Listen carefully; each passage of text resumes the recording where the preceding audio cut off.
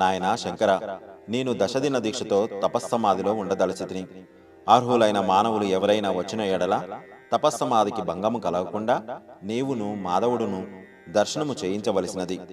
పాము కాటుచే చనిపోయిన వారు ఎవరైనా వచ్చిన ఎడల స్వామి యోగ సమాధిలో ఉండెననియు, అందుచేత శాస్త్ర ప్రకారము చనిపోయిన వారి శరీరమును నదీ ప్రవాహములో విడిచివేయుట గాని లేదా పూడ్చిపెట్టుట గాని చేయవలసినదని నా ఆజ్ఞగా వారికి తెలుపుడు అని వచించెను.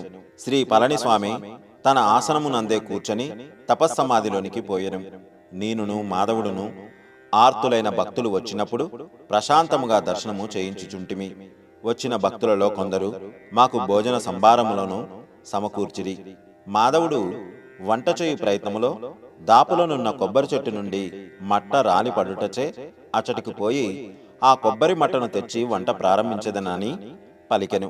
నేను వల్లే అంటిని. మాధవునితో మరి ఒకడు బయలుదేరెను.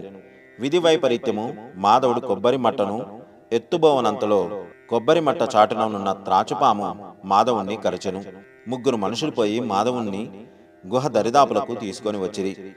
శ్రీ స్వామిది అనుల్లంఘనీయమైన శాసనమగుటచే మాధవుణ్ణి నేను పాతిపెట్టి తిని. ఖనన సందర్భములో నాకు అచ్చటనున్న భక్తులు జనులు సహకరించిరి. నేను వెక్కి వెక్కి ఏడ్చి తిని. మాధవుని నిష్కల్మష హృదయము, వాని నిర్మల భక్తి, శ్రీపాద శ్రీవల్లభుల యందు వానికి గల అచంచల విశ్వాసము గుర్తుకు వచ్చి నా మనసంతయును కకావికలమయ్యను.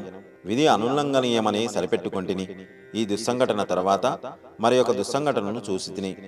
ఏడ్పులు పెడబొబ్బలు పెడుతూ 18 సంవత్సరముల ప్రాయము గల ఒక యువకుని శరీరమును వాని సంబంధీకులు తీసుకొని వచ్చిరి. అతడు కూడా పాము కాటు చేతనే మరణించెను.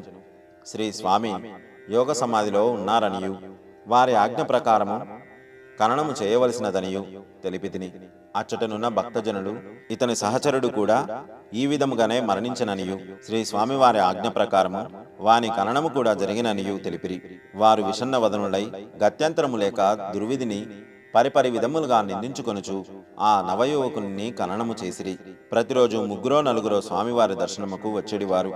వారు ప్రశాంతముగా సమాధి స్థితిలోనున్న స్వామివారి దర్శనము చేసుకొని వెళ్ళిపోయేడివారు. ఈ విధముగా 10 రోజులు గడిచిపోయెను. 11వ రోజున శ్రీ పళనిస్వామిలో చైతన్యము రాసాగెను.